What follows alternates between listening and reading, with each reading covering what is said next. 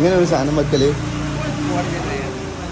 Hello guys, അപ്പോൾ നമ്മൾ നമ്മുടെ സ്വന്തം കടയായ ഫലാഫിൽ ജൗഹറയിൽ ഒരു കസ്റ്റമർ എക്സ്പീരിയൻസ് എങ്ങനെ ഉണ്ടാവുമെന്ന് എക്സ്പീരിയൻസ് ചെയ്യാൻ പോവുകയാണ്. അപ്പോൾ നമ്മൾ വേങ്ങര സിനിമാൾ ജംഗ്ഷനിലുള്ള അജ്മൽ ബിസ്മിൻ്റെ അവിടുന്ന് ചെറു റോഡിലേക്ക് ലെഫ്റ്റ് എടുത്തിട്ട് ഒരു 500 മീറ്റർ സ്ട്രെയിറ്റ് പോയി കഴിഞ്ഞാൽ ദാ കിടക്കുന്നു മക്കളെ ഫലാഫിൽ ജൗഹറ.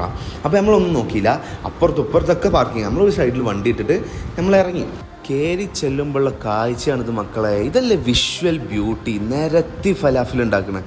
ഞാനിതൊക്കെ കിട്ടുന്ന ഒരു ബെസ്റ്റ് വ്യൂ ഉള്ള ഒരു സീറ്റ് നോക്കി ഇരുന്നു. ഒരു ചിക്കൻ ഫലാഫിലും ഒരു ചായ ആട്ടോ നമ്മൾ പറഞ്ഞത്. അപ്പോൾ അധികം വൈകാതെ തന്നെ സാധനം നമ്മുടെ ടേബിളിലുണ്ട്. ഇങ്ങനെ ഒരു സാധനം വെക്കല്.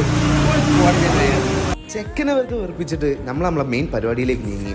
ആ ഫസ്റ്റ് ബൈറ്റ് എടുത്തപ്പോൾ തന്നെ വാവ്, എന്തായാലും എൻ്റെ കസ്റ്റമേഴ്സിൻ്റെ ഒരു ഭാഗ്യം ഞാൻ ആലോചിച്ച് നോക്കുകയാണ്. എന്നത് എക്സ്പീരിയൻസ് ചെയ്യുക. കാരണം ചെറിയ അഫോർഡബിൾ റേറ്റുമാണ്, കിടിലൻ ടേസ്റ്റുമാണ്.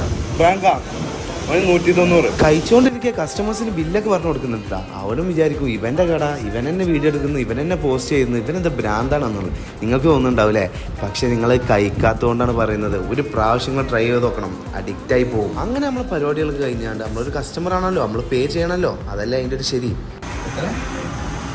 70 50 ഓൺലി 80 റുപ്പീസ്. അങ്ങനെ നമ്മൾ പേയും ചെയ്തുകൊണ്ട് ഇറങ്ങുമ്പോഴാണ് നമ്മളെ മച്ചന്മാരെ കണ്ടത്. അപ്പോൾ അവരോട് നമ്മൾ ചോദിച്ചു ഫലാഫിലിനെ പറ്റി എന്താ ഒരു അഭിപ്രായം. സൂപ്പറാണ്, ഒരു രക്ഷയില്ല. കേട്ടില്ലേ? അപ്പോൾ വേങ്ങര ചെറു റോഡ് മിനി ബസാറിലുള്ള ഫലാഫിൽ ജൗഹറയിൽ വന്ന് എല്ലാവരും ട്രൈ ചെയ്യുക.